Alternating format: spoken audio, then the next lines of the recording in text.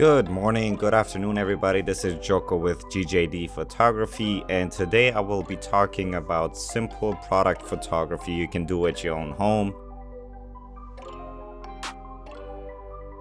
So first, let's get all set up. Let's turn on the lights. Let's change our camera lenses to whatever we see fit, and let's jump into it.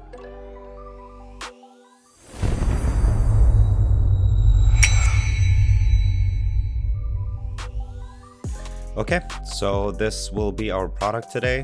It's a Paslode framing or nail gun, not quite sure. I do receive quite a few of these, so I'm not really good in the technical terms and how they operate, but this is what it is. It comes with an instruction manual, safety glasses, some batteries, and then we have the gun itself. So this setup here, I actually turned out not to be the setup that I wanted, but I wanted to show you the process of it anyway, because it does take a little bit of time to, move the lights, position them in ways that they will light up our subject, the logo, and that everything is visible in the footage. And as you can see, I switched the position of the nail gun. I laid it down on its nose, if you may. And this actually ended up the shot that I used. Now, for the second setup, I needed to put the tool with its accessories inside the box. So I carefully balanced the nail gun inside the box, as you can see, and then I took all the accessories, including the safety glasses, out of their plastic wrapping, and I carefully put them inside where they will be visible with the actual tool, so that when people buy that, when they actually look at it online, they know what's inside the box. Here we also have the battery charger with the battery, all the small tools that come with it, the instruction manuals, all of that in the background of the box.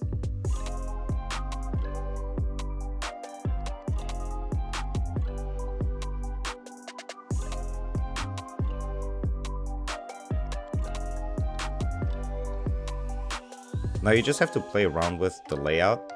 Make sure that everything is visible, as you can see in the lower left corner. Here I'm just adjusting the top light to make sure that it's illuminating the inside of the box. I'm also adjusting the side lights because these boxes have reflective stickers on the inside, and I just want to make sure that the light is not glowing right into them so that they can be readable from afar. Then the box had a cardboard sleeve with, a picture of the item, of the, of the nail gun, but I thought maybe, but it didn't really fit in the shot because I wanted everything center, and then decided not to go with it. So then I just took the picture, and as you will see, I went to review it on the laptop.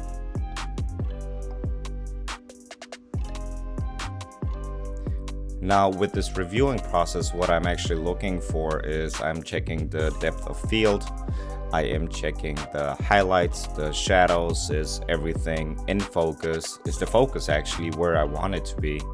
I'm checking the reflection in the sunglasses, the reflection in the stickers, are all the accessories visible the way I want them to be visible, and if all of that checks out, then I move on to the next one. So now I just disassemble everything that I had put up so far, put all the accessories to the side.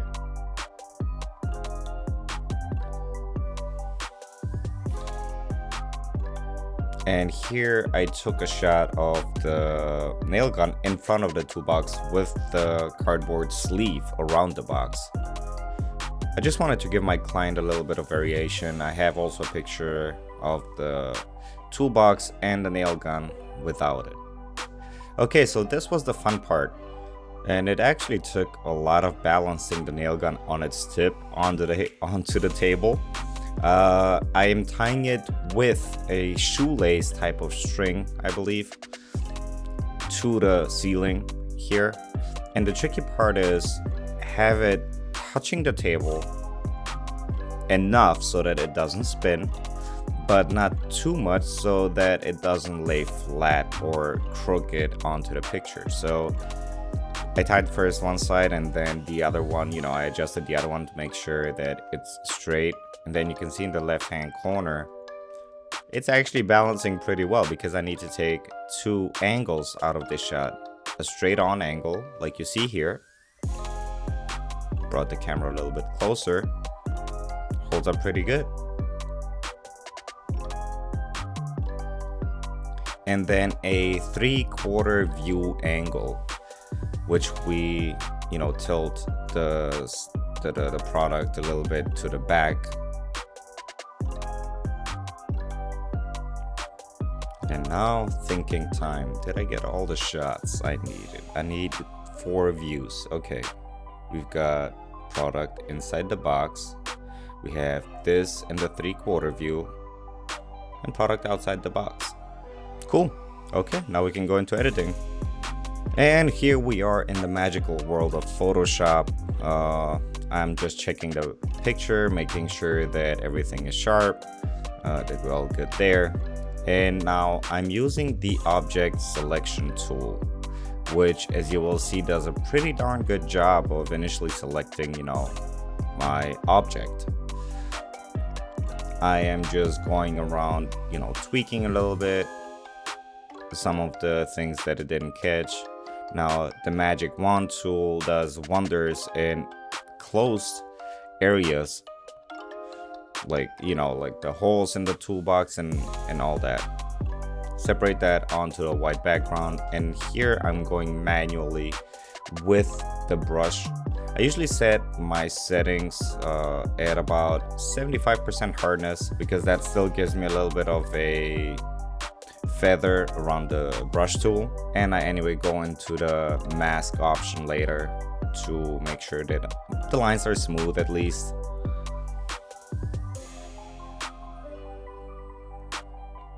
Now this is a time-consuming process. This is I believe 400-500% sped up version of the actual process. It used to take me a lot more time, but you know what they say, with more practice you get better. So one picture usually takes me between 10 and 15 minutes depending on the complexity of the picture. And how complicated it might be, with the shapes and all that. I'm using a Wacom tablet to outline the object. You can do it also with the mouse, but I found that the Wacom tablet, actually the pen of the tablet, gives you a lot more control and it feels a lot more natural in the hand. It's like holding a regular pen and trying to draw with it.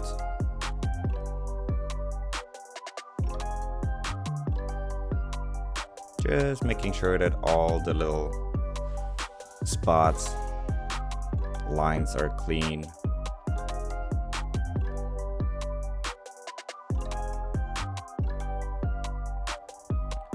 The easiest way to get straight lines in Photoshop is just tap the mouse or tablet or pen, hold shift and tap on another place. That'll give you a straight line. And as I said, the mask options, make sure that the lines are smooth, checking it against the black background, and on to the next one.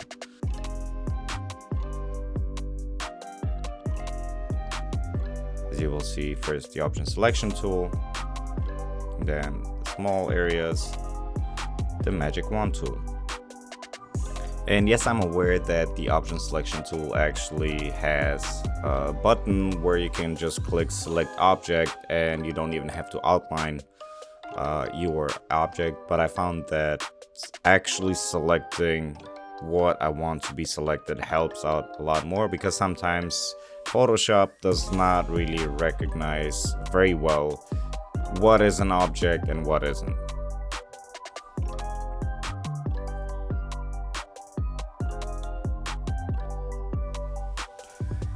Unfortunately, this is the screen recording that I have is only for these two images, and for some reason when I did the screen recording for the other three images, somehow the file got corrupted, so it wouldn't open, it wouldn't play back anymore. But you know, that's where I did a little bit of more technical things like using the clone stamp tool and all that. But you know, I will definitely show, because I have a lot more products to photograph actually, in the future video, how I use these and how I mask out, for example, the strings that I tied to the tool and all that, and how I make it seamless, as you will see in the photos at the end of this video.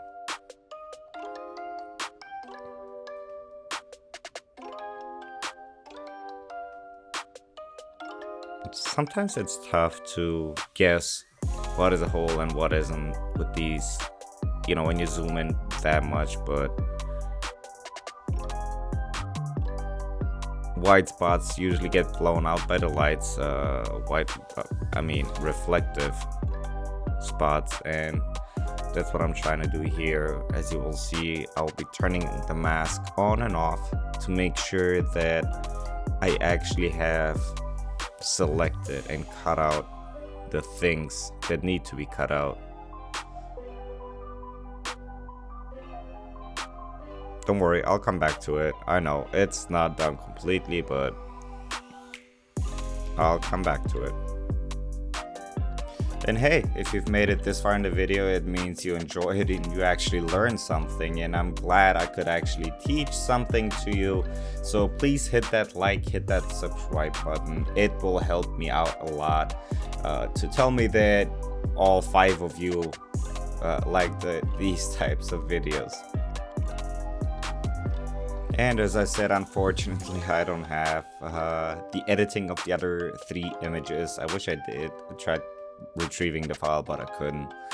But we're nearing the end. I'm just double checking my selection. As you will see, I missed some spots, so I will fix that. And in a few seconds you will see the finished outcome of all 4 or 5 images that have been selected and masked.